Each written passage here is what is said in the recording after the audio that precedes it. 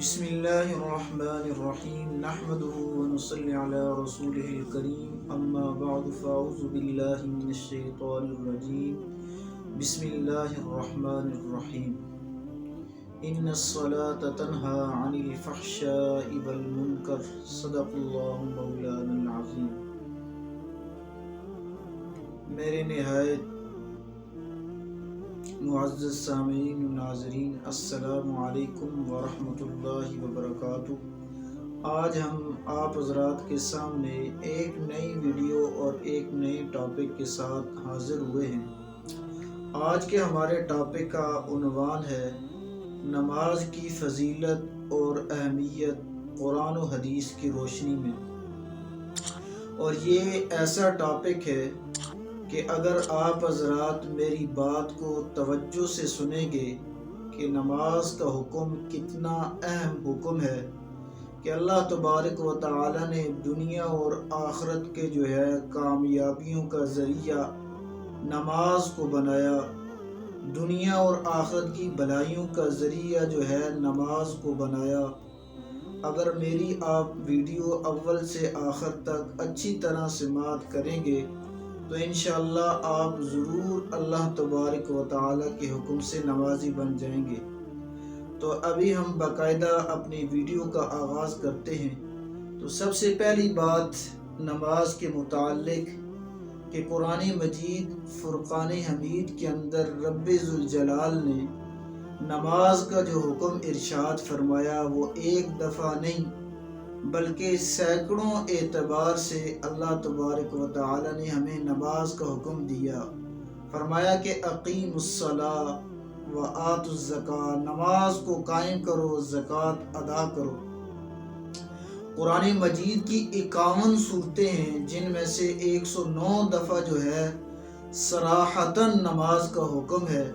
اور اس کے علاوہ ضمناً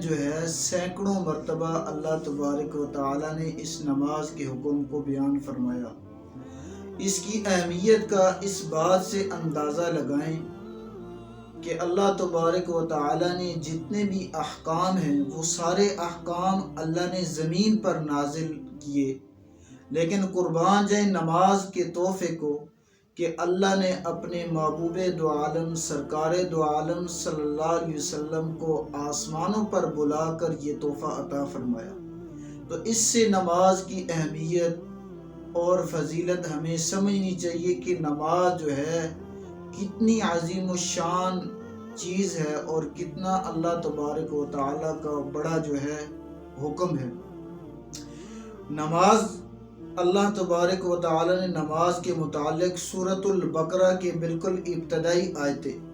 جہاں سے سورۃ البقرہ شروع ہو رہی ہے، تو اللہ نے فرمایا کہ الف لام میم ذالک الکتاب لا ریب فیہ، کہ یہ عظیم الشان کتاب ہے، لا ریب فیہ، اس میں کوئی شک و شبہ کی گنجائش نہیں۔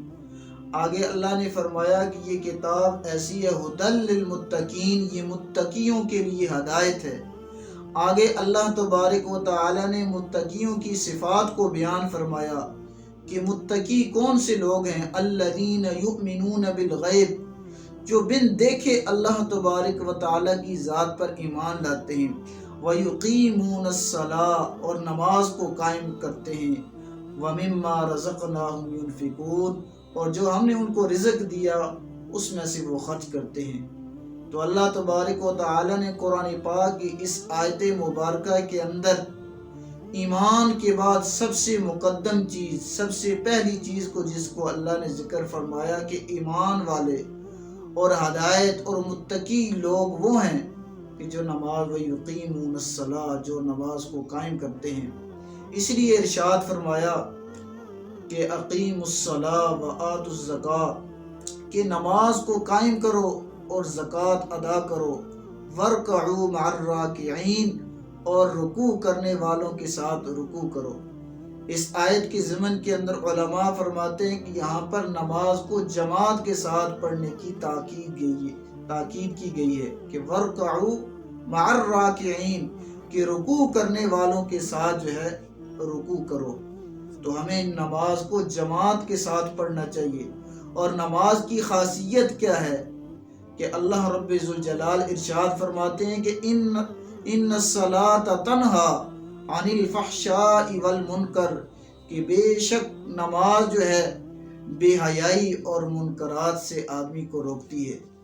جو آدمی نماز کو اچھے طریقے سے سنن، فرائض، واجبات ساری چیزوں کی رعایت رکھتے ہوئے نماز پڑھتا ہے تو اس کی نماز اس کو منکرات سے، خرافات سے، بدعات سے، رسومات سے، ان تمام چیزوں سے جو ہے نماز اس کو بچاتی ہے۔ نماز کے اندر یہ خاصیت ہے، اور یہ خاصیت اللہ تبارک و تعالی نے نماز کے اندر رکھی ہے کہ نماز کی پابندی جو آدمی کرتا ہے تو اللہ تبارک و تعالی اس آدمی کو گناہوں سے بچاتے ہیں۔ اور اللہ تبارک و تعالی کا یہ حکم اور آرڈر صرف ہمارے لیے نہیں ہے، بلکہ اللہ نے فرمایا وَأْمُرْ أَهْلَكَ، کہ تم اپنے گھر والوں کو بھی نماز کا حکم کرو۔ وَأْمُرْ أَهْلَكَ وَاسْتَبِرْ عَلَيْهَا، آگے اللہ نے فرمایا کہ اس کے اوپر ان کو جمائے رکھو، ان کو مواظبت ان کو اختیار کرو کہ وہ اس کے اوپر جمے رہیں۔ نماز کا ایسا حکم ہے۔ آگے اللہ نے فرمایا لا نسألک رزقا، ہم آپ سے رزق کا سوال نہیں کرتے ہیں، نحن نرزقک، بلکہ ہم آپ کو رزق دیں گے، والعاقبۃ للتقوی، اور بہترین انجام جو ہے پرہیزگاروں کے لیے ہے، متقیوں کے لیے۔ تو قرآن پاک کی اس آیت مبارکہ کے اندر رب ذوالجلال نے یہ ارشاد فرمایا کہ نماز پڑھنا صرف تمہارے لیے کافی نہیں، بلکہ تمہیں چاہیے کہ اپنے گھر والوں کو بھی اس کا حکم دو، اور صرف حکم نہیں دینا ہے کہ پڑھ لو، بلکہ اس کے اوپر ان کو جمائے رکھنا ہے، اس کے اوپر ان کو پابند رکھنا ہے۔ اللہ فرماتی لا نسألک رزقا، کہ ہم آپ سے رزق کا سوال نہیں کرتے ہیں، نحن نرزقک، بلکہ نماز کی برکت سے ہم آپ کو رزق دیں گے۔ تو میرے محترم ناظرین و سامعین، جو آدمی نماز کی پابندی کرے گا اللہ نماز کی برکت سے اس کو رزق کی فراوانی عطا فرمائیں گے، رزق کے اندر برکت آئے گی۔ آج ہر آدمی پریشان ہے، کہتا ہے آمدنی کم ہے، اخراجات زیادہ ہیں، برکت نہیں ہے مال کے اندر۔ تو اللہ تبارک و تعالی نے جو ہے برکت کا وعدہ فرمایا کہ جو آدمی نماز کو پابندی کے ساتھ پڑھے گا، رب ذوالجلال کا یہ وعدہ ہے کہ ہم اس کو رزق دیں گے اور برکت والا رزق عطا فرمائیں گے۔ محترم ناظرین و سامعین، یہ نماز اتنی اہم چیز ہے۔ حدیث پاک کے اندر آتا ہے، اللہ کے نبی صلی اللہ علیہ وسلم نے ارشاد فرمایا الصلاۃ عماد الدین، نماز دین کا ستون ہے، فقد اقامها اقام الدین، جس نے نماز کو قائم کیا وہ جو ہے دین کو قائم کرنے والا ہے۔ فرمایا کہ ومن ہدمها فقد ہدم الدین، اور جس نے نماز کو گرا دیا اس نے دین کو بھی گرا دیا۔ تو اسلام کے اندر نماز کا جو ہے ایسا مرتبہ ہے جیسے جو ہے ایک بلڈنگ ہو، اس پر ستون لگے ہوں، تو ستون کے بغیر جیسے بلڈنگ کھڑی نہیں ہو سکتی، تو یہ نماز کے ستون کے بغیر دین مکمل طور پر جو ہے یہ کھڑا نہیں ہو سکتا۔ حضرت عمر رضی اللہ تعالی عنہ نے اپنے دورہ خلافت کے اندر جو سب سے بہترین دور تھا، جس کو جو ہے اسلامی دور کا سب سے بہترین دور کہا جاتا ہے، آپ نے اپنے گورنروں کو جو ہے ایک خط لکھا اور اس کے اندر یہ بات لکھی اور ان کو یہ حکم دیا ان اہم امورکم عندی الصلاۃ، کہ میرے نزدیک تمہارے کاموں میں سب سے زیادہ اہم کام جو میرے نزدیک ویلیویبل کام ہے، میرے نزدیک سب سے قیمتی کام ہے، وہ ہے نماز کا کام، نماز کی پابندی کرنا۔ حضرت عمر رضی اللہ تعالیٰ عنہ اس شخص کو کوئی بڑا عہدہ نوازتے، اس آدمی کو عہدے سے نوازتے جو آدمی نماز کی پابندی کرتا تھا۔ تو نماز جو ہے اتنا بڑا عمل ہے۔ قرآن مجید فرقان حمید کے اندر رب ذوالجلال ارشاد فرماتے ہیں الذین ان مکناہم فی الارض، کہ وہ لوگ جن کو ہم نے سلطنت عطا فرمائی، جن کو ہم نے اقتدار دیا، وہ لوگ ہیں اقاموا الصلاۃ، ان کو چاہیے کہ وہ نماز کو قائم رکھیں۔ گویا کہ جو ہے سلطنت کو جو ہے استحکام کے لیے، سلطنت کو آباد کرنے کے لیے اللہ تبارک و تعالی نے فرمایا کہ اپنی سلطنت کو، اپنے جو ہے ملک کو آباد کرنے کے لیے تمہیں نماز کے حکم کی پابندی کرنی پڑے گی تو تمہارا ملک جو ہے وہ اس کے اندر استحکام آئے گا، ملک کے اندر جو ہے فراوانی آئے گی، ملک کے اندر جو ہے ترقی ہوگی۔ تو نماز کا اتنا اونچا عمل ہے۔ علماء نے لکھا ہے کہ اللہ تبارک و تعالی نے جہاں پر بھی نماز کا ذکر کیا فرمایا کہ اقیم الصلاۃ وآتوا الزکاۃ، نماز کو قائم رکھو اور زکوٰۃ ادا کرو۔ علماء نے یہاں پر ایک نقطہ لکھا ہے کہ اللہ تبارک و تعالی نے کہ دنیا آخرت کے جو ہے کامیابی کا ذریعہ جو ہے دو چیزوں کو قرار دیا، ایک نماز کو، ایک زکوٰۃ کو۔ نماز کا تعلق جو ہے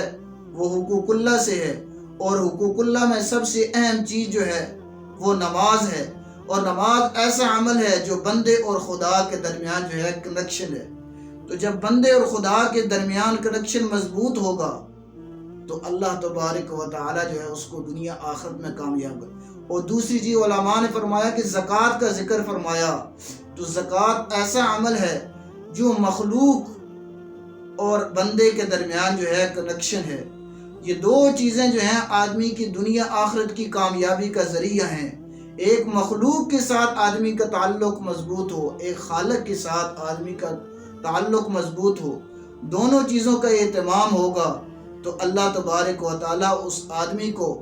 دنیا آخرت میں جو ہے کامیاب فرمائیں گے۔ تو آخر میں آپ سے میں یہی ریکویسٹ کرنا چاہتا ہوں، یہ قرآن و حدیث کے اندر ہمیں جگہ جگہ جو ہے اللہ تبارک و تعالی نے نماز کا حکم دیا، اور آپ صلی اللہ علیہ وسلم نے فرمایا جعلت قرۃ عینی فی الصلاۃ، میری آنکھوں کی ٹھنڈک جو ہے وہ نماز میں ہے۔ تو آپ صلی اللہ علیہ وسلم کی آنکھوں کی ٹھنڈک، آپ نے فرمایا کہ جو آدمی نماز کی پابندی کرے گا اس کو آنکھوں کی ٹھنڈک ملے گی،